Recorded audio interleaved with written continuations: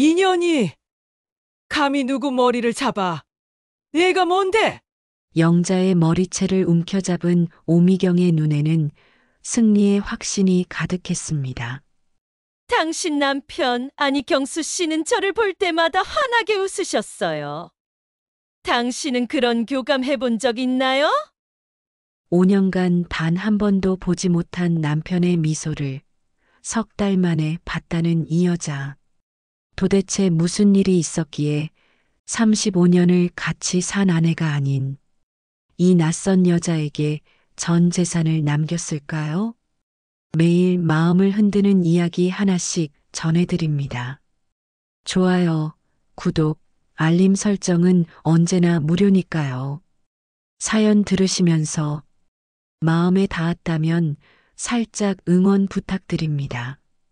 그럼 오늘의 사연 시작합니다. 김영자는 새벽 5시가 되면 자연스럽게 눈이 떠집니다. 옆에 누워있는 남편 경수의 숨소리를 확인하는 것이 하루의 시작이죠. 오늘도 어김없이 가늘게 들리는 숨소리에 안도의 한숨을 내쉽니다. 벌써 5년째 반복되는 일상입니다. 조심스럽게 이불을 걷어내고 일어나 부엌으로 향합니다. 죽을 끓이는 동안 약통을 꺼내 하나하나 확인하죠. 혈압약부터 당뇨약까지 12가지나 되는 약들을 작은 약통에 담습니다. 죽이 끓기 시작하면 불을 줄이고 천천히 저어가며 농도를 맞춥니다. 너무 묽으면 영양이 부족하고 너무 되면 목에 걸릴 수 있으니까요. 여보, 일어나요. 아침 먹어야죠. 경수는 눈만 뜨끈뜰 뿐 아무 대답이 없습니다. 뇌졸중으로 쓰러진 후로 말을 잃은 지 오래됐죠. 영자는 익숙한 손놀림으로 남편의 상체를 일으켜 세웁니다. 68배 나이에도 팔뚝에는 단단한 근육이 붙어 있습니다. 매일 남편을 들어 올리고 내리는 일을 반복하다 보니 생긴 근육이죠. 오늘은 호박죽이에요. 당신이 좋아하던 거잖아요.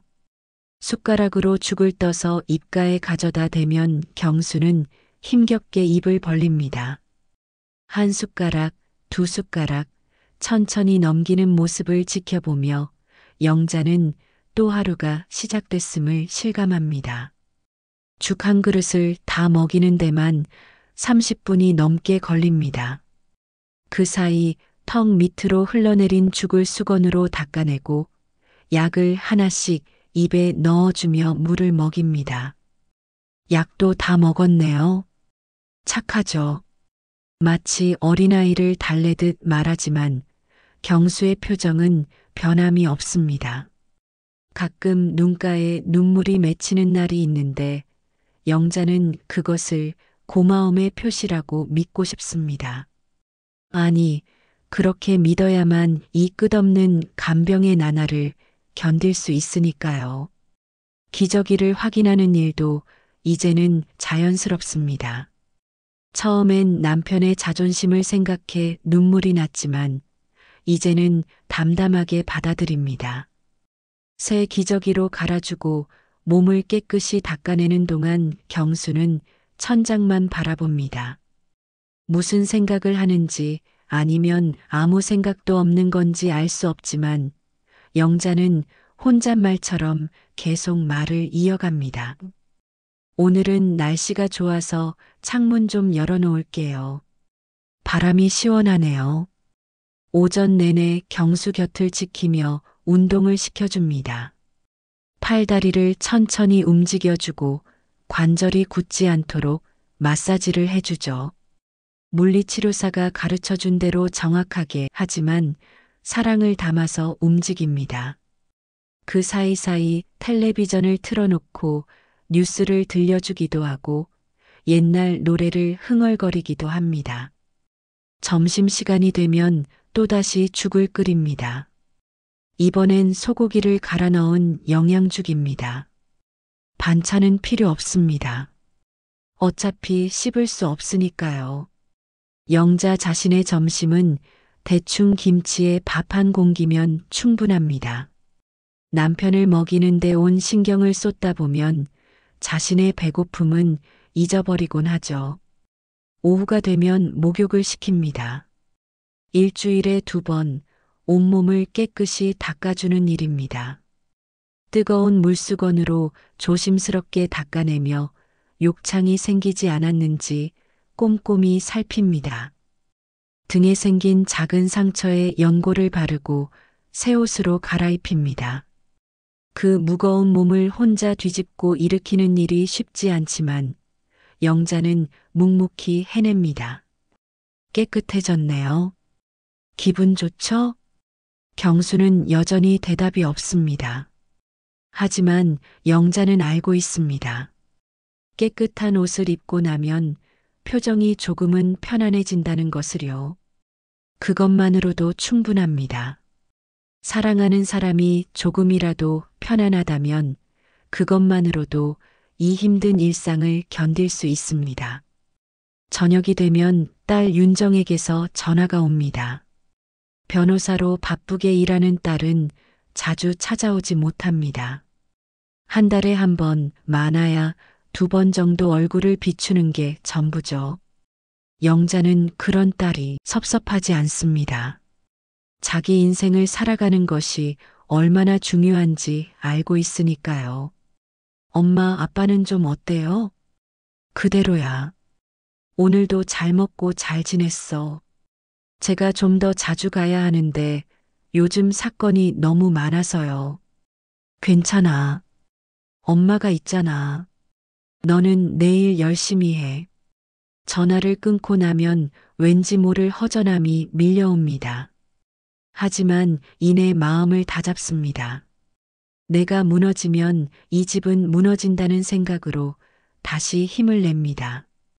저녁 약을 먹이고 또다시 기저귀를 갈아주고 잠들 준비를 합니다. 밤이 되면 경수 옆에 누워 하루를 정리합니다. 오늘도 무사히 하루를 보냈다는 안도감과 내일도 똑같은 하루가 반복될 거라는 막막함이 교차합니다. 그래도 영자는 남편의 손을 꼭 잡습니다. 차가운 손이지만 여전히 따뜻한 온기가 남아 있습니다. 그것이 살아있다는 증거니까요. 가끔 경수의 눈에서 눈물이 흐를 때가 있습니다. 말은 못하지만 무언가 전하고 싶은 게 있는 것 같습니다. 영자는 그 눈물을 닦아주며 속삭입니다. 알아요. 다 알아요. 당신이 미안해하는 것도 고마워하는 것도 다 알아요. 그렇게 또 하루가 저물어 갑니다. 내일도 모레도 그 다음 날도 똑같은 일상이 반복되겠죠. 하지만 영자는 포기하지 않습니다. 사랑하는 사람 곁에 있다는 것, 그것만으로도 충분한 의미가 있으니까요. 비록 말 한마디 듣지 못하고 미소 한번 보지 못해도 살아있음에 감사하며 오늘도 잠이 듭니다. 계절이 바뀌고 있었습니다. 창밖에 은행나무 잎이 노랗게 물들기 시작했죠. 김영자는 여전히 매일 같은 일상을 반복하고 있었지만 경수의 상태는 점점 나빠지고 있었습니다. 숨소리가 더 거칠어졌고 음식을 삼키는 것도 예전보다 힘들어했습니다. 여보, 오늘은 좀 힘드나 봐요. 영자가 숟가락을 들고 있는 손이 미세하게 떨렸습니다. 경수가 죽을 삼키지 못하고 자꾸 뱉어내는 것을 보며 불안감이 커졌죠. 의사는 이미 경고했었습니다. 연하곤란이 심해지면 폐렴으로 이어질 수 있다고요. 그날 오후 윤정이 오랜만에 집에 들렀습니다. 한 달 만에 방문이었죠.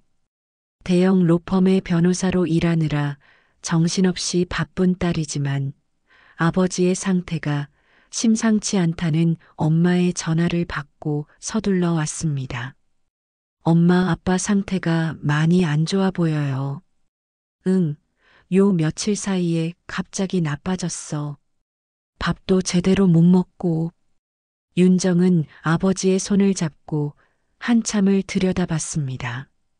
예전보다 훨씬 마른 손, 차가운 손이었죠.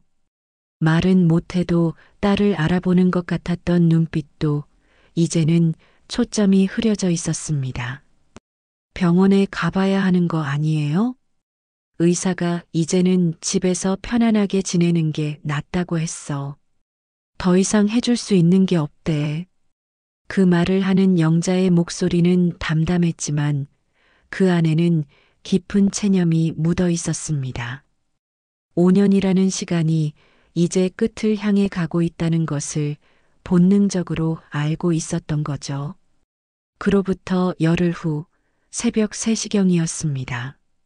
영자는 갑자기 이상한 기분에 잠에서 깼습니다. 옆을 보니 경수의 숨소리가 들리지 않았죠. 황급히 불을 켜고 확인해 보니 경수는 이미 차가워져 있었습니다. 평화로운 얼굴이었지만 더 이상 숨을 쉬지 않았습니다. 여보, 여보. 영자는 경수의 가슴을 두드리며 울부짖었지만 이미 늦었습니다. 35년을 함께한 사람이 이렇게 조용히 떠났습니다. 영자는 경수의 손을 꼭 잡고 한참을 울었습니다. 슬픔인지 안도인지 구분할 수 없는 눈물이었죠. 장례식은 조촐하게 치렀습니다. 5년 동안 병상에 누워있던 사람이라 찾아오는 조문객도 많지 않았죠. 회사 동료들 몇 명과 친척들, 그리고 영자의 친구들이 전부였습니다. 모두들 영자의 헌신적인 간병을 알고 있었기에 위로의 말을 아끼지 않았습니다. 영자야, 정말 고생 많았다. 이제 좀 쉬어. 경수 씨도 참 복받은 사람이야. 영자, 너 같은 아내를 만나서. 하지만 영자는 그런 말들이 귀에 들어오지 않았습니다. 5년의 무게가 한순간에 사라진 듯한 공허함만이 가슴을 채웠죠. 상주 자리에 앉아 있으면서도 이 모든 것이 현실 같지 않았습니다.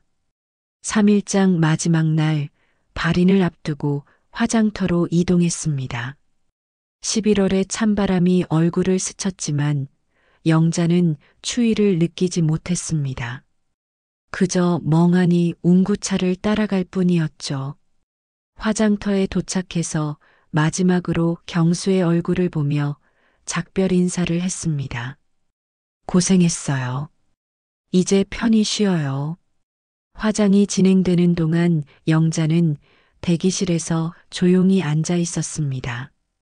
윤정이 옆에서 엄마의 손을 꼭 잡고 있었지만 둘 다 아무 말이 없었죠. 1시간 반쯤 지났을까요? 직원이 와서 수골 준비가 됐다고 알렸습니다.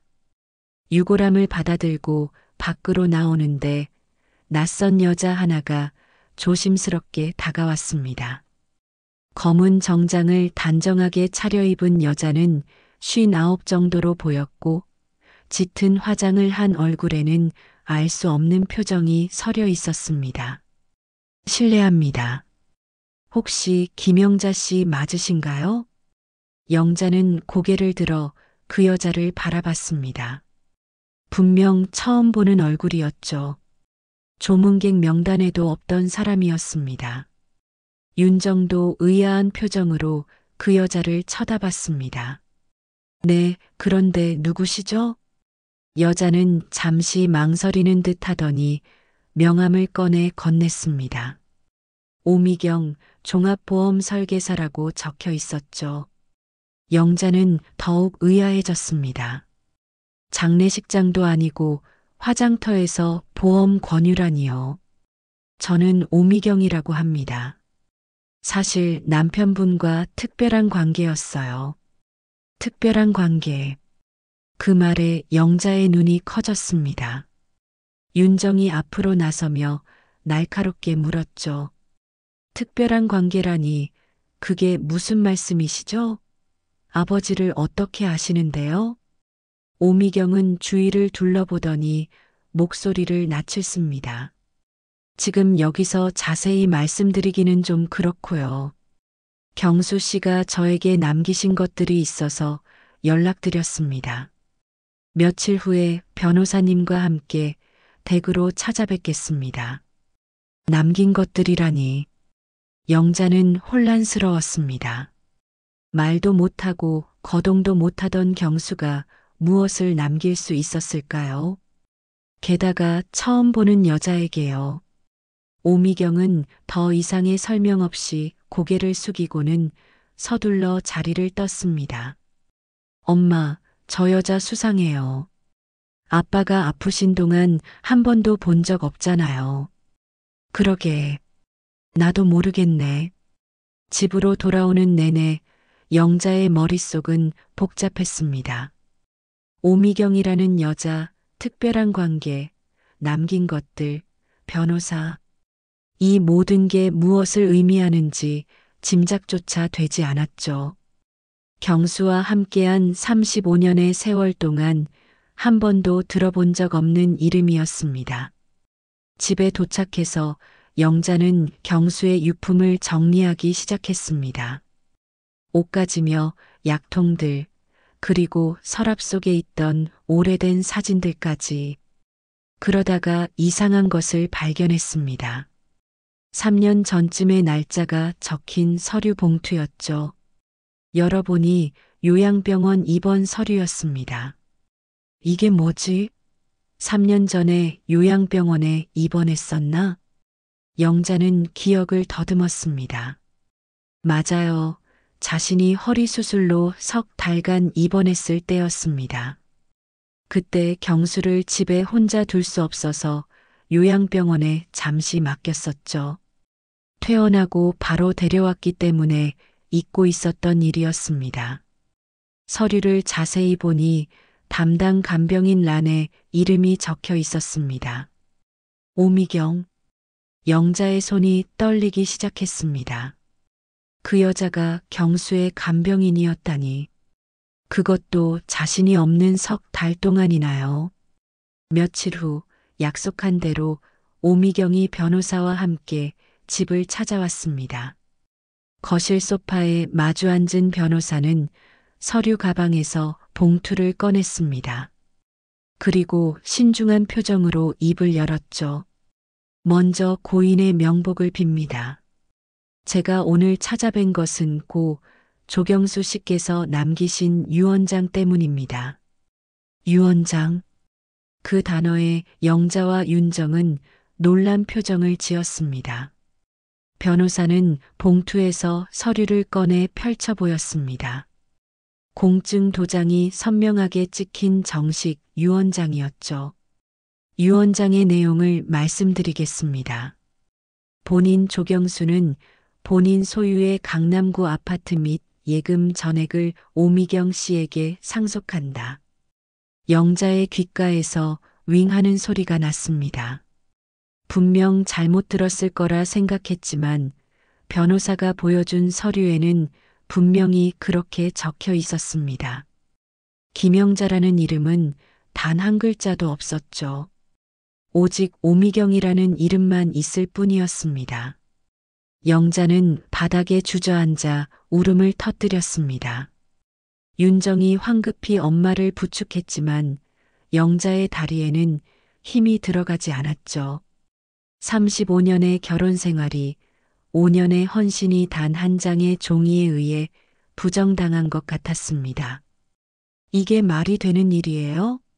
엄마가 얼마나 고생했는데.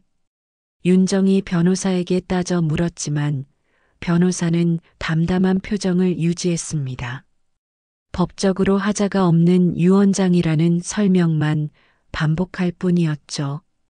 윤정은 평소 같으면 냉정하게 법적 허점을 찾았을 텐데 아버지의 죽음 직후라 감정이 앞섰습니다. 게다가 상대 변호사가 대형 로펌 출신의 최연석 변호사라는 것을 알아보고는 더욱 당황했죠. 업계에서도 유명한 승소율을 자랑하는 사람이었습니다. 무엇보다 충격적인 것은 유언장에 찍힌 공증 도장이었습니다. 법무법인 정원의 공증이었는데 그곳은 윤정이 신입 시절 근무했던 곳이었죠. 선배들이 얼마나 꼼꼼하게 확인하는지 잘 알기에 더욱 절망적이었습니다. 이 유언장은 완벽합니다. 공증 당시 의사소견서도 첨부되어 있고 녹화 영상도 있습니다. 최연석 변호사의 말에 윤정은 입술을 깨물었습니다. 변호사로서 이런 철벽 같은 서류 앞에서는 감정적 호소가 무의미하다는 것을 누구보다 잘 알고 있었으니까요. 하지만 엄마가 무너지는 모습을 보며 이성을 유지하기 어려웠습니다. 저도 처음엔 당황했어요. 하지만 경수 씨의 간절한 부탁을 거절할 수 없었습니다. 영자는 눈물을 닦으며 오미경을 올려다봤습니다. 그 얼굴에는 동정심인지 우월감인지 알 수 없는 미묘한 표정이 서려 있었죠. 영자는 떨리는 목소리로 물었습니다. 당신이 뭔데요? 우리 남편을 무슨 자격으로? 저는 3년 전 요양병원에서 경수 씨를 간병했던 사람입니다. 그때 경수 씨가 저에게 마음을 열어주셨어요. 마음을 열었다는 말에 영자의 가슴이 미어졌습니다. 말도 못하던 사람이 어떻게 마음을 연단 말인가요? 윤정이 겨우 이성을 되찾고 날카롭게 추궁했습니다. 아버지는 그때도 말을 못하셨어요. 어떻게 소통했다는 거죠? 눈빛으로 손짓으로 충분히 교감할 수 있었습니다. 경수 씨는 저를 볼 때마다 환하게 웃으셨어요. 환하게 웃었다. 그 말이 영자의 가슴에 비수처럼 꽂혔습니다. 5년 동안 단 한 번도 보지 못한 남편의 미소를 낯선 여자가 봤다니요. 영자는 기억을 더듬었습니다. 3년 전 허리 수술로 석 달간 입원했던 때를요. 그때는 정말 급했습니다. 허리 디스크가 터져서 걷지도 못할 지경이었죠. 수술을 미룰 수 없었고 경수를 돌볼 사람이 필요했습니다. 집에 와주는 간병인을 구하기 어려워 결국 요양병원에 맡길 수밖에 없었죠. 그때 저는 최선을 다했어요. 매일 경수 씨 곁에서 말동무가 되어드렸고 좋아하시는 음악도 들려드렸죠. 무엇보다 경수 씨를 한 인간으로 대했습니다. 오미경의 말에는 묘한 가시가 돋아 있었습니다. 마치 영자가 남편을 제대로 돌보지 않았다는 듯한 뉘앙스였죠. 영자는 분노가 치밀어 올랐지만 더 듣고 싶었습니다. 그 석 달 동안 무슨 일이 있었는지를요. 변호사가 서류를 정리하며 일어섰습니다. 유언장 집행은 한 달 후에 진행됩니다. 이의가 있으시면 법적 절차를 밟으시면 됩니다. 변호사가 나가고 오미경도 일어섰습니다. 현관으로 향하던 오미경이 잠시 멈춰서며 뒤돌아봤죠. 김영자 씨, 저도 미안하게 생각해요. 하지만 이건 경수 씨의 선택이었어요. 3년 전 경수 씨는 저에게 이렇게 말씀하셨죠.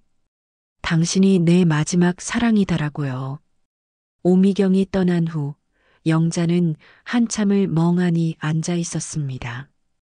윤정이 엄마의 어깨를 감싸 안으며 위로했지만 영자의 귀에는 아무것도 들리지 않았죠. 머릿속에는 오직 하나의 생각만이 맴돌았습니다. 그 석 달 동안 대체 무슨 일이 있었던 걸까요? 다음 날 영자는 경수가 입원했던 요양병원을 찾아갔습니다. 3년이 지났지만 건물은 그대로였죠. 원무과에서 당시 기록을 찾아봐 달라고 부탁했지만 개인정보라며 거절당했습니다. 하지만 영자는 포기하지 않았습니다. 저는 고인의 아내예요. 남편이 여기 있을 때 무슨 일이 있었는지 알아야겠어요. 간곡한 부탁 끝에 당시 근무했던 간호사 한 명을 만날 수 있었습니다. 50대 후반의 간호사는 조심스럽게 말을 꺼냈죠. 조경수 환자분 기억나요? 오미경 간병인이 정말 극진하게 돌봤거든요. 퇴근 시간이 지나도 안 가고 옆에 있곤 했죠. 극진하게요? 어떤 식으로요? 손도 잡아드리고 책도 읽어드리고 가끔은 화장품 냄새를 풍기며 가까이 다가앉기도 했어요. 저희도 좀 과하다 싶었는데 환자분이 싫어하지 않으시는 것 같아서 영자의 손이 떨리기 시작했습니다. 간호사는 더 충격적인 말을 이어갔죠. 한 번은 오미경 씨가 서류 뭉치를 들고 와서는 환자분 손을 잡고 무언가에 도장을 찍게 하더라고요. 저희가 뭐냐고 물으니 보험 서류라고만 했어요. 보험 서류. 영자는 직감적으로 알았습니다. 그게 유언장이었을 거라고요. 말도 못하고 거동도 못하는 경수의 손을 잡고 억지로 도장을 찍게 한 것이었습니다. 그때 환자분 상태가 어땠나요? 솔직히 의사 표현이 거의 불가능한 상태였어요. 눈동자 움직임 정도로만 반응하셨죠. 그런데 오미경 씨는 환자분이 다 이해하고 동의한다고 주장했어요. 영자는 주먹을 꽉 쥐었습니다. 그 여자가 경수의 의식이 흐릿한 틈을 타 유언장을 조작한 것이었습니다. 하지만 증명할 방법이 없었죠. 간호사의 증언만으로는 부족했습니다. 집으로 돌아온 영자는 윤정에게 병원에서 들은 이야기를 전했습니다. 윤정의 얼굴이 불그락푸르락 변했죠. 그 여자가 아빠를 이용한 거예요. 이건 사기예요, 사기. 그래도 증거가 없어. 공증까지 받은 유언장을 뒤집기는 어려울 거야. 그럼 이대로 당하고만 있으란 말이에요? 엄마가 평생 일궈온 재산을 그 여자한테 다 뺏기고. 영자는 창밖을 바라봤습니다. 경수와 함께 마련한 집, 함께 모은 돈이 모두 남의 것이 된다는 게 실감이 나지 않았죠. 하지만 더 화가 나는 건 따로 있었습니다. 경수가 정말로 그 여자를 사랑했을 가능성을 완전히 부정할 수 없다는 것이었죠. 그날 밤 영자는 경수의 사진을 꺼내 들고 오래도록 바라봤습니다. 건강했을 때의 경수, 환하게 웃고 있는 경수의 모습이었죠. 그 미소를 자신은 5년 동안 보지 못했는데 오미경은 석 달 만에 봤다고 했습니다. 그게 사실이라면 자신의 간병은 대체 무엇이었을까요? 여보, 정말 그 여자가 좋았어요? 내가 그렇게 부족했나요? 사진은 대답이 없었습니다. 영자는 눈물을 흘리며 사진을 가슴에 품었죠. 배신감과 상실감이 동시에 밀려왔습니다. 하지만 이대로 무너질 수는 없었습니다. 진실이 무엇이든 자신의 권리는 찾아야 했으니까요. 다음 날 아침 영자는 오랜 친구인 화자와 말순을 만났습니다. 동네 카페에 모인 세 사람은 머리를 맞대고 대책을 논의했죠.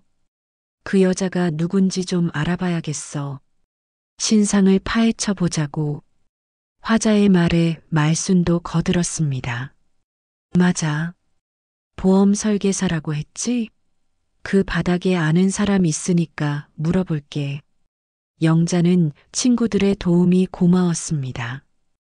혼자서는 엄두도 못 낼 일이었으니까요. 세 사람은 오미경에 대해 알 수 있는 모든 정보를 수집하기로 했습니다. 그 여자의 정체를 밝혀내고 진실을 찾아내기로 한 것이죠. 화자와 말순이 수소문한 끝에 오미경에 대한 정보가 하나둘 모이기 시작했습니다. 보험 설계사로 일하면서 주로 요양병원을 돌며 영업을 한다는 것, 이혼한 지 10년이 넘었고 혼자 산다는 것, 그리고 최근 강남에 사무실을 새로 얻었다는 것까지. 이상하지 않아? 보험 설계사가 무슨 돈으로 강남에 사무실을 얻어? 말순의 의구심에 화자도 고개를 끄덕였습니다. 그러게. 아무래도 이번이 처음이 아닌 것 같은데. 세 사람은 더 깊이 파헤쳐 보기로 했습니다. 영자는 오미경이 일하는 보험사 지점을 찾아가 물어봤지만 개인정보라며 알려주지 않았죠. 하지만 포기하지 않았습니다. 며칠 후 뜻밖의 제보가 들어왔습니다. 화자의 조카가 간호조무사로 일하는데 오미경이 다른 요양병원에서도 비슷한 일을 했다는 소문을 들었다는 것이었죠. 5년 전에도 어떤 할아버지한테 그랬대. 가족이 없는 독거노인이었는데 오미경이 극진히 간병하다가 재산을 물려받았다고. 영자의 눈이 번뜩였습니다. 그 여자가 상습범이었던 것입니다. 하지만 증거가 없었죠. 소문만으로는 아무것도 할 수 없었습니다. 그러던 어느 날 영자는 결심했습니다. 직접 오미경을 만나 대화를 나눠보기로 한 것이죠. 윤정은 위험하다며 말렸지만 영자는 고집을 꺾지 않았습니다. 그 여자가 우리 영감을 어떻게 꼬드겼는지 직접 들어봐야겠어. 오미경의 사무실은 강남역 근처 번화가에 있었습니다. VIP 자산관리 컨설팅이라는 간판이 번듯하게 걸려 있었죠. 영자는 심호흡을 하고 문을 열었습니다. 어서 오세요. 상담 예약하셨나요? 직원의 안내를 받아 들어간 상담실에서 오미경을 다시 만났습니다. 오미경은 영자를 보고 잠시 놀랐지만 이내 여유로운 미소를 지었죠. 김영자 씨, 무슨 일로 오셨어요? 할 얘기가 있어서 왔어요. 우리 남편 얘기요. 오미경은 직원에게 차를 가져오라고 한 후 문을 닫았습니다. 두 사람만 남은 상담실에는 묘한 긴장감이 흘렀죠. 경수 씨 얘기라면 더 할 게 있나요? 이미 다 끝난 일인데. 끝난 일이 아니에요. 당신이 어떻게 우리 남편을 꼬드겼는지 알고 싶어요. 오미경은 한숨을 쉬며 창밖을 바라봤습니다. 그리고는 의외의 말을 꺼냈죠. 꼬드긴 게 아니에요. 경수 씨가 먼저 저를 필요로 했어요. 무슨 소리예요? 김영자 씨, 당신은 경수 씨를 간병하면서 한 번이라도 행복했나요? 경수 씨 얼굴에서 웃음을 본 적이 있나요? 영자는 대답할 수 없었습니다. 5년 동안 단 한 번도 경수의 웃는 얼굴을 보지 못했으니까요. 오미경은 서랍에서 사진 한 장을 꺼냈습니다. 이거 보세요. 3년 전 요양병원에서 찍은 사진이에요. 사진 속 경수는 정말로 웃고 있었습니다. 희미하지만 분명한 미소였죠. 그 옆에는 오미경이 다정하게 앉아 있었습니다. 영자의 손이 떨리기 시작했습니다. 저는 경수 씨를 환자가 아닌 한 남자로 대했어요. 아프다고 동정하지 않았고 불쌍하게 여기지도 않았죠. 그냥 대화를 나누고 함께 시간을 보냈어요. 말도 못하는 사람과 무슨 대화를요? 눈빛만으로도 충분했어요. 경수 씨는 제가 들려주는 이야기에 눈을 반짝였고 제 손을 잡으면 편안해했어요. 당신은 그런 교감을 해본 적 있나요? 영자는 할 말을 잃었습니다. 정말로 자신은 경수와 교감했던가요? 아니면 그저 일방적으로 간병만 했던 건 아닐까요? 혼란스러운 마음을 간신히 추스르며 물었습니다. 그래서 재산을 노렸다는 거예요? 오미경의 표정이 차갑게 변했습니다. 재산이 목적이었다면 왜 3년을 기다렸겠어요? 저도 나름의 진심이 있었어요. 경수 씨가 저를 필요로 한다고 느꼈고 저 역시 경수 씨에게 마음이 갔어요. 그럼 유언장은요? 말도 못하는 사람이 어떻게 유언장을 쓸 수 있었냐고요. 오미경은 잠시 망설이다가 입을 열었습니다. 경수 씨가 원하는 걸 제가 도와드린 거예요. 손을 잡고 함께 썼죠. 경수 씨는 끝까지 제 눈을 바라보며 고개를 끄덕였어요. 그 순간 화자와 말순이 사무실로 들이닥쳤습니다. 영자가 혼자 간 것을 알고 뒤따라온 것이었죠. 야, 이 도둑년아.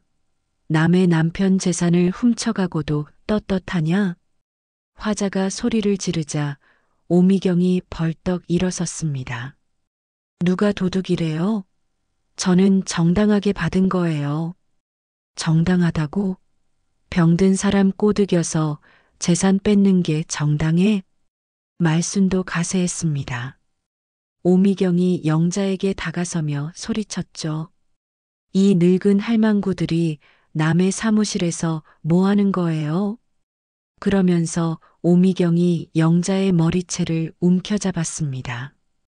영자는 순간 놀랐지만 이내 오미경의 손목을 잡고 뿌리쳤죠. 감히 누구 머리를 잡아? 내가 뭔데? 순식간에 상담실은 아수라장이 되었습니다. 직원들이 달려와 말렸지만 흥분한 세 사람은 쉽게 진정되지 않았습니다.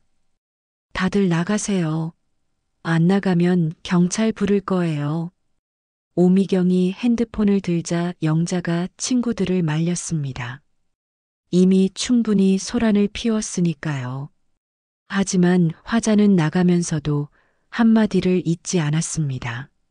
너 두고 봐라. 이렇게 안 끝나.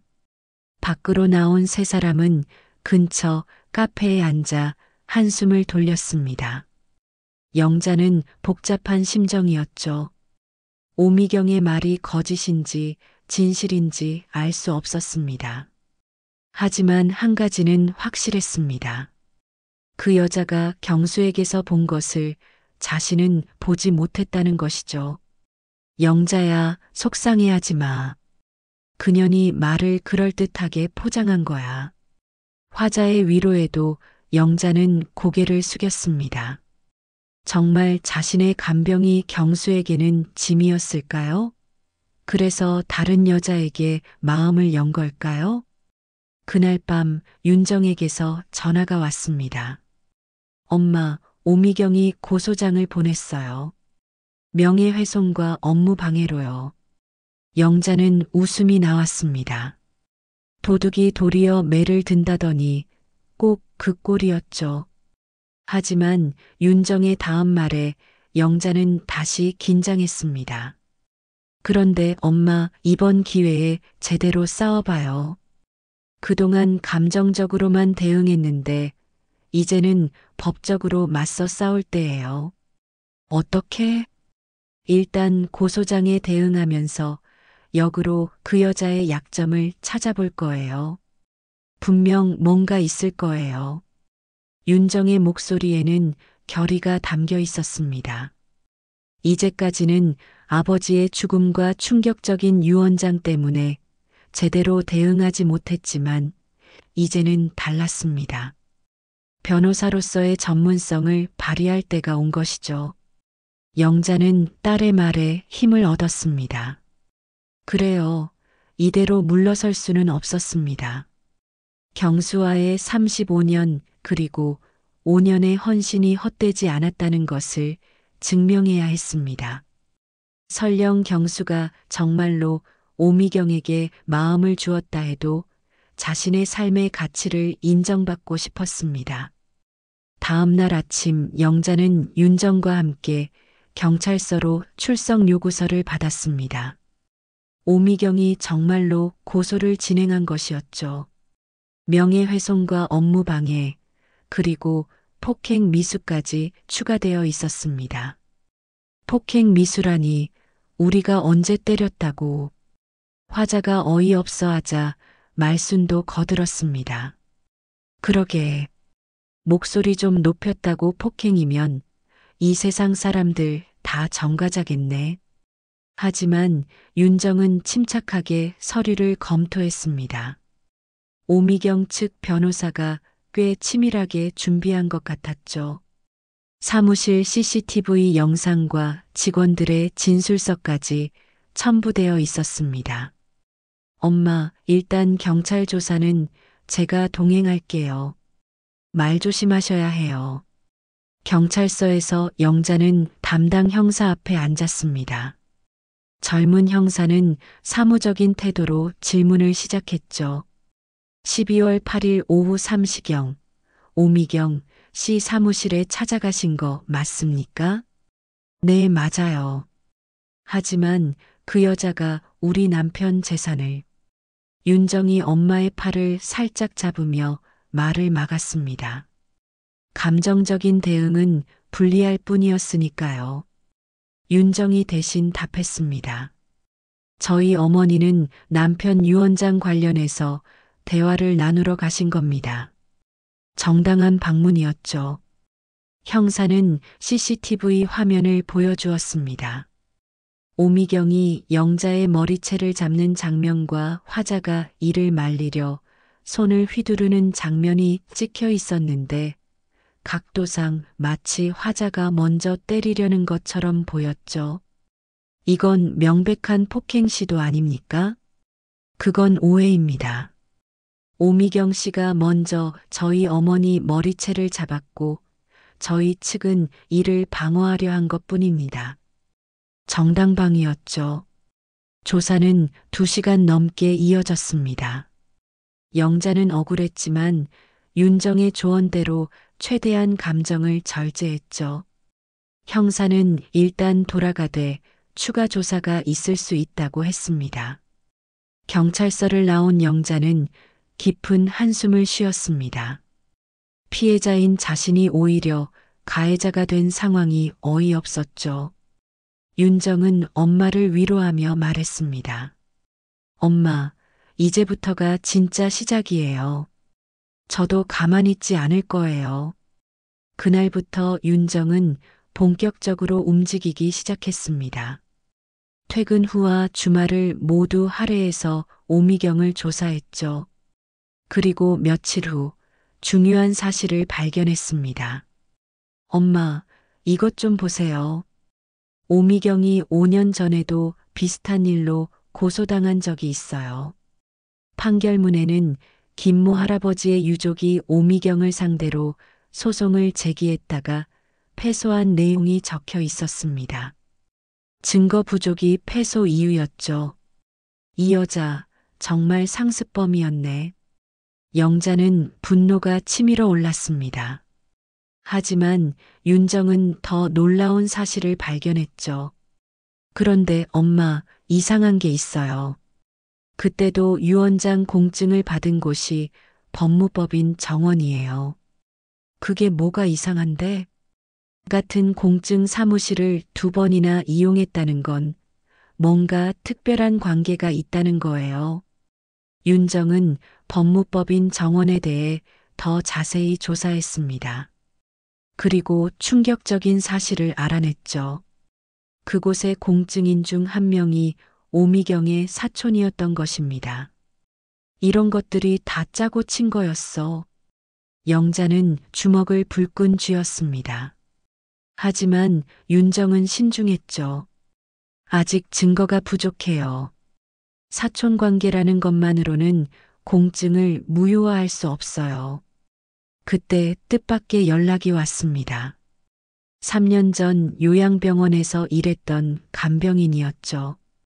그녀는 조심스럽게 말을 꺼냈습니다. 저 그때 일 때문에 연락드렸어요. 사실 양심에 걸려서 말 못했던 게 있거든요. 영자와 윤정은 서둘러 그녀를 만났습니다. 조용한 찻집에서 간병인은 망설이다가 입을 열었죠. 오미경 씨가 조경수 환자분께 뭔가 약을 먹인 것 같아요. 정식 처방약은 아니었어요. 약이요? 무슨 약인데요? 잘 모르겠는데 그 약을 먹고 나면 환자분이 특히 몽롱해 하셨어요. 그때마다 서류에 도장을 찍게 했고요. 이건 중대한 증언이었습니다. 윤정은 즉시 간병인의 진술서를 받았죠.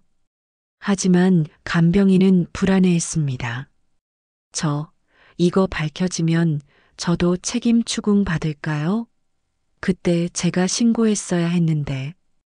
걱정 마세요. 선의의 제보자는 보호받습니다. 며칠 후, 윤정은 또 다른 제보자를 찾았습니다. 당시 요양병원 약사였던 사람이었죠. 그는 오미경이 처방전 없이 진정제를 요구했던 일을 기억하고 있었습니다.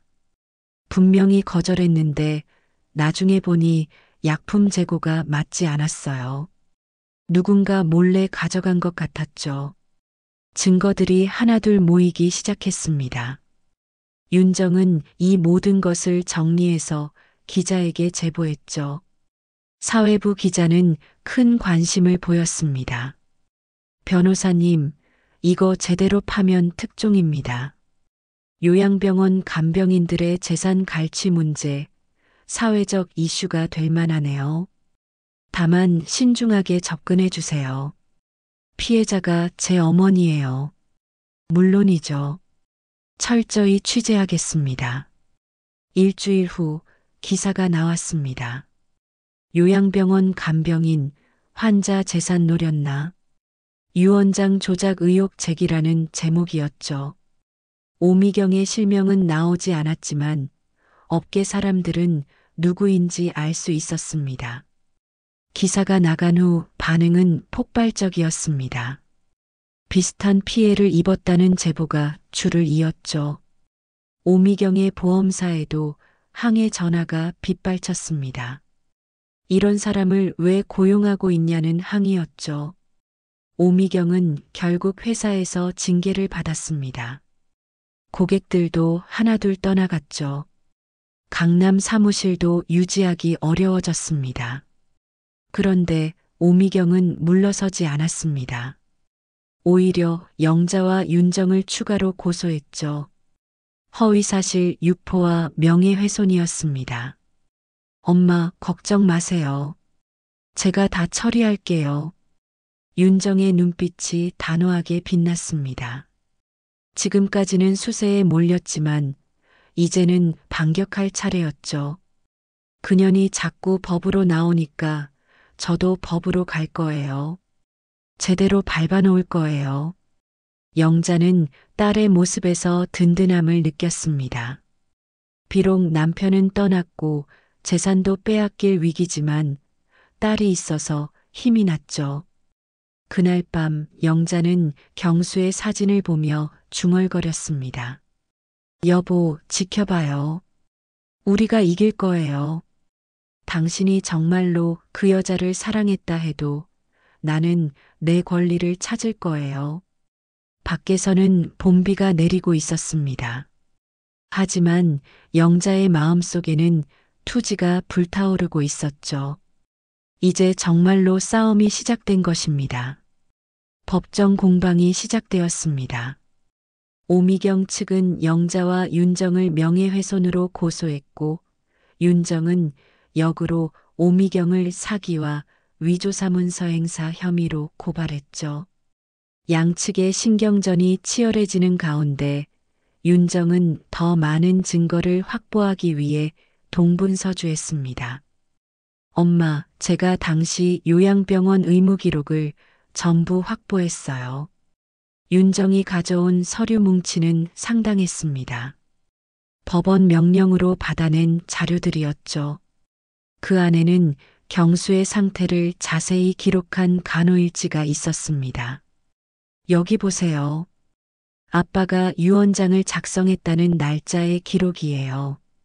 환자 의식 혼미, 의사소통 불가, 진정제 투여라고 되어 있어요. 영자는 서류를 보며 울분을 삼켰습니다. 의식이 혼미한 상태에서 어떻게 유언장을 작성할 수 있단 말인가요? 윤정은 더 결정적인 증거를 찾아냈습니다. 그리고 이것도요. 간병인 근무일지에 오미경의 서명이 있는데 유언장 작성일에는 조퇴했다고 나와 있어요. 그런데 공증 시간은 오후 4시예요. 그럼 근무 시간도 아닌데 병원에 있었다는 거네? 네, 공식 근무 시간이 끝난 후에 몰래 와서 일을 벌인 거죠. 윤정은 이 모든 증거를 정리해서 검찰에 제출했습니다. 그리고 더 많은 증인을 확보하기 위해 노력했죠. 그러던 중 뜻밖의 인물이 나타났습니다. 안녕하세요. 저는 박정희라고 합니다. 저는 3년 전까지 정원 법무법인에서 사무직원으로 일했어요. 박정희는 30대 중반의 여성으로 불안한 표정을 하고 있었습니다. 윤정은 조심스럽게 물었죠. 저희를 찾아오신 이유가 뭔가요? 기사를 보고 왔어요. 저도 그때 이상한 걸 봤거든요. 오미경 씨가 공증인한테 봉투를 건네는 걸 봤어요. 봉투요? 무슨 봉투인데요? 두툼한 봉투였어요. 뭐가 들었는지는 모르겠지만 공증인이 받고 나서 평소와 다르게 서둘러 공증을 해주더라고요. 이것은 뇌물 의혹을 제기할 수 있는 중요한 증언이었습니다. 하지만 박정희는 증인으로 나서기를 두려워했죠. 제가 증언하면 업계에서 일하기 어려워질 텐데. 윤정은 간절하게 부탁했습니다. 제 어머니가 평생 일궈온 것을 하루아침에 빼앗길 위기예요. 정의를 위해 용기를 내주세요. 결국 박정희는 증인으로 나서기로 했습니다. 그러자 오미경 측도 가만히 있지 않았죠. 최연석 변호사는 기자회견을 열었습니다. 최근 저희 의뢰인에 대한 악의적인 소문이 퍼지고 있습니다. 이는 명백한 명예훼손이며 강력히 대응하겠습니다. 하지만 여론은 이미 오미경에게 불리하게 돌아가고 있었습니다. SNS에서는 병원 메뚜기라는 별명까지 붙었죠. 오미경의 과거 행적들이 하나둘 드러나면서 비난의 목소리가 커졌습니다. 그런 와중에 윤정은 결정적인 증거를 하나 더 찾았습니다. 바로 당시 병실에 설치되어 있던 CCTV 영상이었죠. 요양병원 측은 이미 삭제했다고 했지만 백업 서버에 일부가 남아 있었던 것입니다.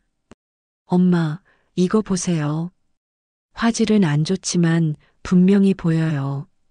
영상 속에서 오미경은 경수의 손을 잡고 억지로 도장을 찍게 하고 있었습니다. 경수는 고개를 젓는 듯한 움직임을 보였지만 오미경은 아랑곳하지 않았죠. 이제 됐어요. 이걸로 충분해요. 윤정은 이 영상을 검찰에 제출했습니다. 검찰도 사안의 중대성을 인식하고 본격적인 수사에 착수했죠. 오미경은 참고인 조사를 받게 되었습니다. 그러나 오미경은 끝까지 부인했습니다. 경수 씨가 원해서 한 일이에요. 저는 도와드렸을 뿐이에요. 하지만 증거는 이미 충분했습니다. 검찰은 오미경을 사기와 위조사문서 행사 혐의로 기소했죠. 법원도 증거를 인정하고 구속영장을 발부했습니다. 피의자 오미경은 죄질이 나쁘고 증거인멸의 우려가 있어 구속한다. 영장실질 심사 결과를 듣고 영자는 그 자리에 주저앉았습니다. 안도감과 함께 그동안의 피로가 한꺼번에 밀려왔죠. 윤정이 엄마를 부축하며 말했습니다. 엄마, 이제 거의 끝났어요. 조금만 더 힘내세요. 구속된 오미경의 사무실은 문을 닫았습니다. 직원들도 모두 떠났고 그동안 모았던 고객들도 등을 돌렸죠. 언론에서는 연일 이 사건을 다루며 요양병원의 구조적 문제를 지적했습니다. 하지만 영자는 마음이 복잡했습니다. 오미경이 구속되었다고 해서 경수가 돌아오는 것도 아니었으니까요. 게다가 유 원장 무효 소송은 아직 남아 있었습니다. 엄마, 이제 유 원장 무효 소송에 집중해요. 형사 사건에서 유죄가 나오면 민사도 유리해질 거예요. 윤정의 말대로였습니다. 검찰은 오미경의 여죄를 추가로 수사하기 시작했고 과거 비슷한 수법으로 다른 노인들의 재산을 가로챈 정황도 포착했죠. 어느 날 뜻밖의 방문객이 찾아왔습니다. 오미경의 전 남편이었죠. 김영자 씨죠? 저는 오미경의 전 남편입니다. 할 말이 있어서 왔어요. 그는 50대 후반의 남성으로 피곤해 보이는 얼굴이었습니다. 영자는 조심스럽게 그를 맞이했죠. 저도 피해자예요. 그 여자랑 살 때 저축해둔 돈을 모두 가져갔어요. 이혼할 때도 재산 분할로 많이 가져갔고요. 왜 지금 저를 찾아오신 거죠? 오미경이 또 이런 일을 벌였다는 걸 알고 가만히 있을 수 없었어요. 증언이 필요하면 하겠습니다. 그의 증언은 오미경의 상습성을 입증하는데 도움이 될 것 같았습니다. 영자는 감사의 마음을 전했죠. 며칠 후 오미경의 구속 상태에서 첫 공판이 열렸습니다. 수많은 방청객이 몰렸고 언론의 관심도 뜨거웠죠. 오미경은 수의를 입고 법정에 나타났습니다. 한때 당당했던 모습은 온데간데 없이 초췌해 보였죠. 검사는 공소 사실을 낭독했습니다. 피고인 오미경은 의사소통이 불가능한 환자를 상대로 허위 유언장을 작성하고 이를 통해 재산을 편취하려 한 혐의로 기소되었습니다. 오미경의 변호인은 무죄를 주장했지만 증거는 명백했습니다. CCTV 영상과 의무기록, 그리고 증인들의 증언이 모두 오미경에게 불리했죠. 영자는 방청석에서 재판을 지켜보며 복잡한 심정이었습니다. 한편으로는 속이 시원했지만 다른 한편으로는 허무했죠. 이 모든 것이 끝나도 경수는 돌아오지 않으니까요. 형사재판이 진행되는 동안 영자는 밤마다 경수의 꿈을 꾸었습니다.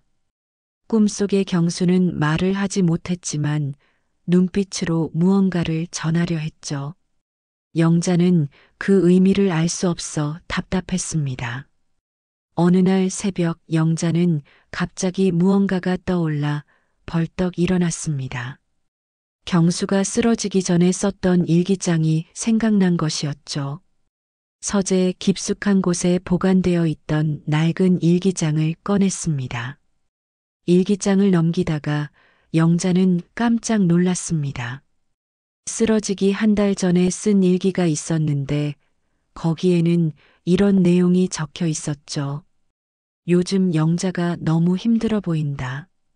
내가 건강했다면 더 많이 도와줄 수 있었을 텐데. 영자야, 미안하다. 그리고 고맙다. 평생 나와 함께 해줘서.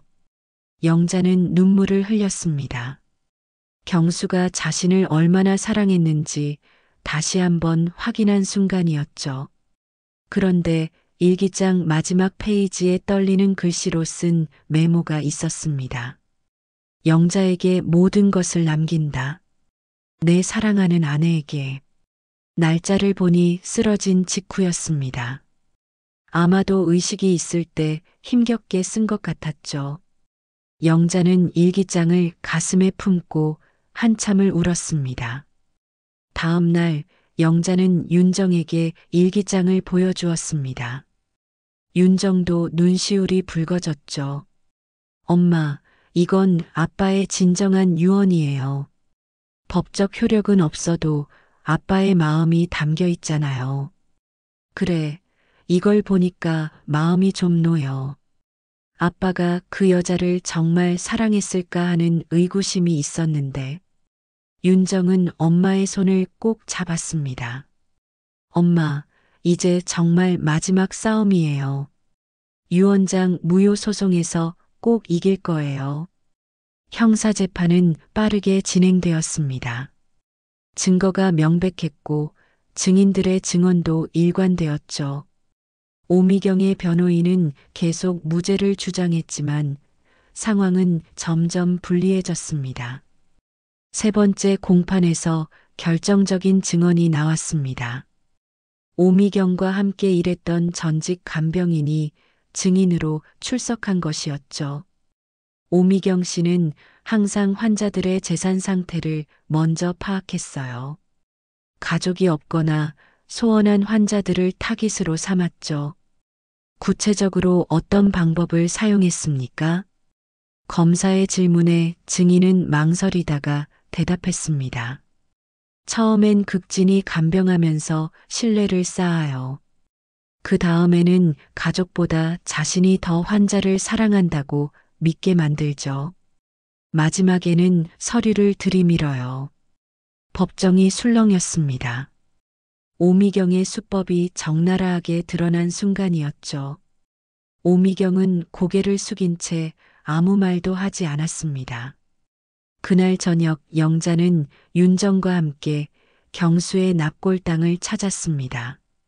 재판 과정을 지켜보는 것이 힘들어서 마음의 위안을 얻고 싶었죠. 여보, 이제 거의 끝나가요. 그 여자가 당신을 이용한 게 밝혀졌어요. 영자가 납골함 앞에서 중얼거리자 윤정이 곁에서 말했습니다. 엄마, 아빠도 분명 기뻐하실 거예요. 진실이 밝혀지고 있으니까요.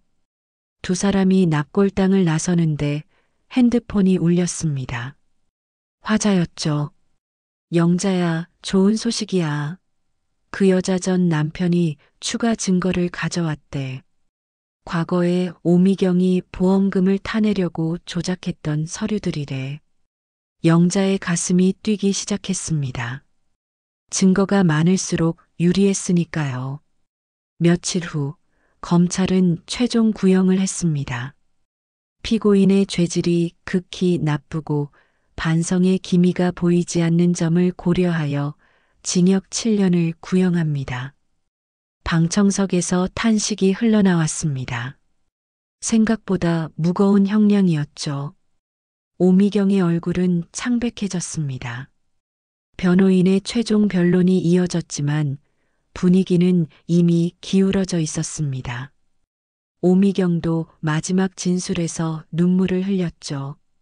저도 경수 씨를 진심으로 아꼈습니다. 비록 방법은 잘못되었지만 제 마음만은 진짜였어요. 하지만 아무도 그 말을 믿지 않았습니다. 영자는 차가운 눈빛으로 오미경을 바라봤죠. 저 여자가 경수를 진심으로 아꼈다면 왜 약을 먹여가며 서류에 도장을 찍게 했을까요? 판결 선고일이 다가왔습니다. 법정은 방청객으로 가득 찼고 언론사 기자들도 대거 몰렸죠. 이 사건이 사회적으로 큰 파장을 일으켰기 때문입니다. 판사가 입을 열었습니다. 피고인 오미경에게 징역 5년을 선고한다. 구형보다는 줄었지만 여전히 무거운 형량이었습니다. 판사는 판결 이유를 설명했죠. 피고인은 간병인이라는 지위를 이용하여 무력한 환자의 재산을 편취하려 했다. 이는 사회적 약자를 보호해야 할 직업윤리를 저버린 중대한 범죄다. 오미경은 그 자리에서 울음을 터뜨렸습니다. 하지만 영자는 눈물이 나오지 않았죠. 오히려 담담했습니다. 정의가 실현되는 순간이었으니까요. 재판이 끝나고 법원을 나서는데 기자들이 몰려들었습니다. 소감이 어떠신가요? 앞으로 어떻게 하실 건가요? 영자는 잠시 생각하다가 입을 열었습니다. 저 같은 피해자가 더 이상 나오지 않기를 바랍니다. 그리고 이제는 남은 유언장 무효 소송에 집중하겠습니다. 윤정이 엄마를 에워싸며 기자들을 막았습니다. 두 사람은 천천히 법원을 빠져나왔죠. 집으로 돌아오는 차 안에서 영자가 말했습니다. 윤정아, 엄마가 너무 고마워. 내가 없었으면 여기까지 오지 못했을 거야. 엄마야말로 대단해요. 포기하지 않고 끝까지 싸웠잖아요. 영자는 차창 밖을 바라봤습니다. 봄이 완연했죠. 경수가 떠난 지 넉 달이 지났지만 이제야 조금씩 일상으로 돌아갈 수 있을 것 같았습니다. 그날 밤 영자는 오랜만에 편안하게 잠들었습니다. 꿈속에서 경수가 나타났죠. 이번에는 환하게 웃고 있었습니다.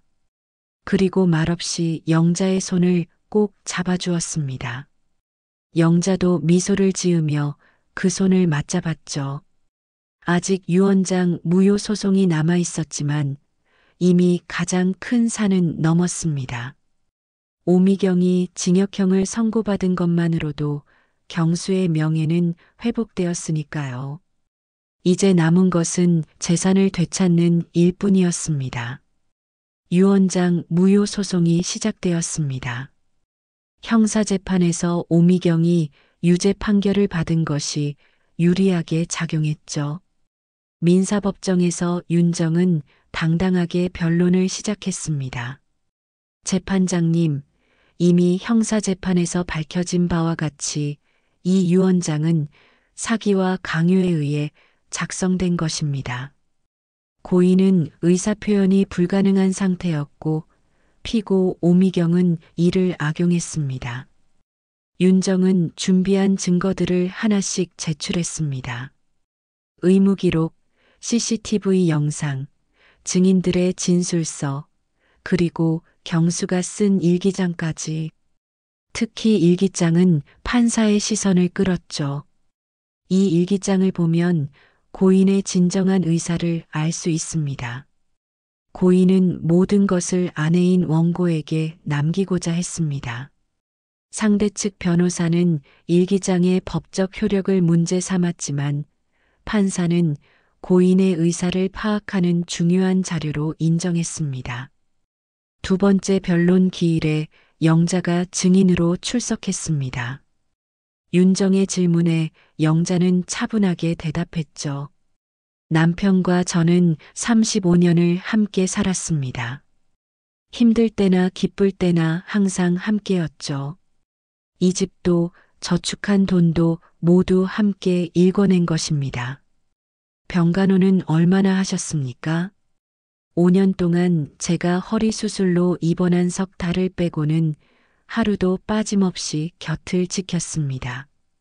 밥 먹이고 씻기고 기저귀 갈고 그게 제 일상의 전부였어요. 영자의 목소리는 담담했지만 법정에 있던 사람들은 모두 숙연해졌습니다.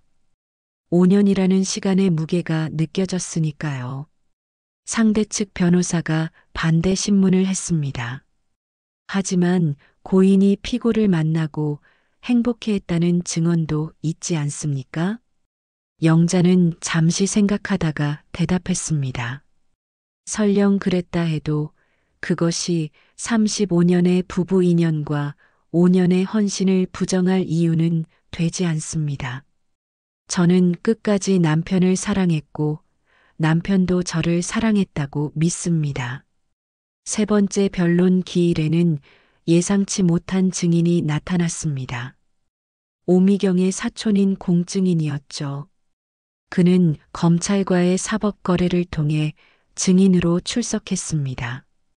오미경이 부탁해서 공증을 서둘러 처리했습니다. 정상적인 절차를 거치지 않았어요. 죄송합니다. 이 증언은 결정적이었습니다. 공증 자체가 하자가 있었다는 것이 밝혀진 것이죠. 판사의 표정도 심각해졌습니다. 최종 변론에서 윤정은 힘주어 말했습니다. 재판장님, 이 사건은 단순한 재산 분쟁이 아닙니다.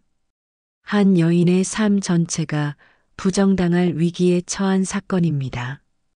정의가 살아있다면, 진실이 힘이 있다면 마땅히 원고의 손을 들어주셔야 합니다. 판결 선고일 법정은 다시 한번 긴장감에 휩싸였습니다.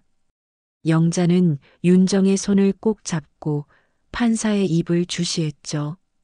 이 사건 유언장은 무효임을 선고한다. 피고의 상속 권리는 인정되지 않으며 고인의 재산은 법정 상속인인 원고에게 귀속됨을 확인한다. 순간 법정이 술렁였습니다. 영자는 그 자리에서 눈물을 쏟았죠. 윤정도 엄마를 꼭 안으며 함께 울었습니다. 길고 긴 싸움이 드디어 끝난 것입니다. 판사는 판결 이유를 설명했습니다. 유언장 작성 당시 고인은 의사 능력이 없었고 피고는 이를 악용하여 유언장을 작성케 했다. 또한 공증 절차에도 중대한 하자가 있었다. 따라서 이 유언장은 무효다. 법원을 나서자 기자들이 몰려들었습니다. 이번에는 영자가 먼저 입을 열었죠. 정의는 살아있었습니다. 비록 시간이 걸렸지만 진실이 밝혀져서 다행입니다. 한 기자가 물었습니다. 오미경 씨에 대한 마음은 어떠신가요? 영자는 잠시 생각하다가 대답했습니다. 그 사람도 불쌍한 사람이에요. 하지만 남의 아픔을 이용해서 이득을 취하려 한 것은 용서할 수 없습니다. 집으로 돌아온 영자는 경수의 사진 앞에 섰습니다. 그리고 조용히 말했죠. 여보, 이겼어요. 우리가 이겼어요. 이제 당신도 편히 쉬세요. 그날 저녁 화자와 말순이 축하하러 왔습니다. 오랜만에 집에 웃음소리가 가득했죠. 영자야, 정말 고생했다. 이제 좀 살 것 같니? 응, 이제야 숨통이 트이는 것 같아. 말순이 덧붙였습니다. 그 여자 이름도 다시는 듣고 싶지 않다. 감옥에서 썩었으면 좋겠어. 영자는 고개를 저었습니다. 이제 그만 잊어버리려고. 증오하면서 사는 것도 피곤한 일이야. 며칠 후 영자는 경수의 납골당을 다시 찾았습니다. 이번에는 혼자였죠. 납골함 앞에서 영자는 오래도록 서 있었습니다. 여보, 많이 힘들었죠? 저도 힘들었어요. 하지만 이제 다 끝났어요. 영자는 납골함에 손을 대고 말을 이었습니다.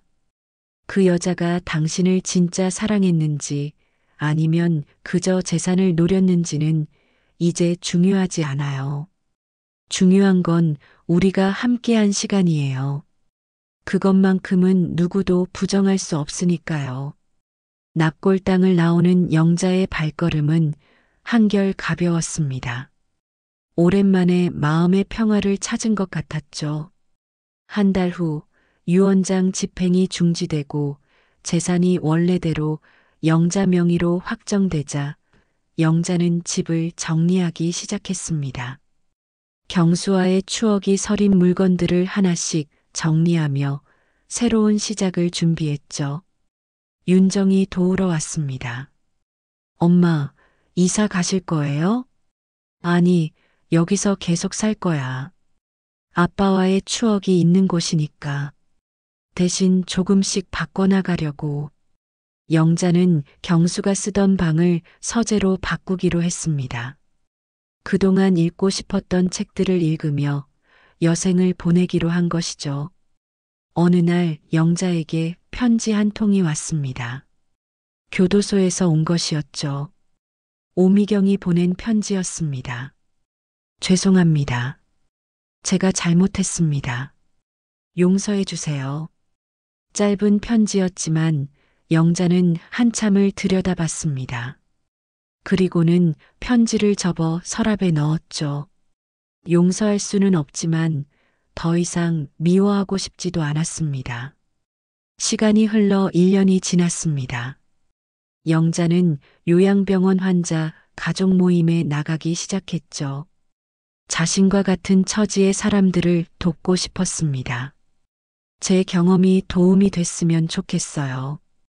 혼자서는 힘들지만 함께라면 이겨낼 수 있어요. 영자의 이야기를 들은 사람들은 용기를 얻었습니다. 그리고 영자도 그들과 함께하며 위로를 받았죠. 윤정은 엄마의 변화된 모습을 보며 안심했습니다. 더 이상 과거에 갇혀 있지 않고 앞을 보고 살아가는 엄마가 대견했죠. 엄마, 요즘 표정이 많이 밝아지셨어요. 응, 이제야 살 것 같아. 아빠도 이런 내 모습을 보면 좋아하겠지? 영자는 창밖을 바라봤습니다. 또다시 봄이 왔죠. 경수가 떠난 지 1년 반이 지났지만 이제는 그 빈자리가 아프지만은 않았습니다. 그날 밤 영자는 일기를 썼습니다. 오늘도 무사히 하루를 보냈다. 경수, 당신이 없어도 나는 잘 살아가고 있어요. 당신이 유언장에서 내 이름을 지우려 했던 그 여자, 이제는 감옥에 있어요. 하지만 나는 그 여자의 인생을 지워버린 게 아니라 내 인생에서 그 여자를 지워버렸어요. 이제 나는 자유예요. 오늘 사연이 마음에 남으셨다면 구독과 좋아요, 댓글로 함께 기억해 주세요. 여러분의 한마디가 다음 이야기의 시작이 됩니다.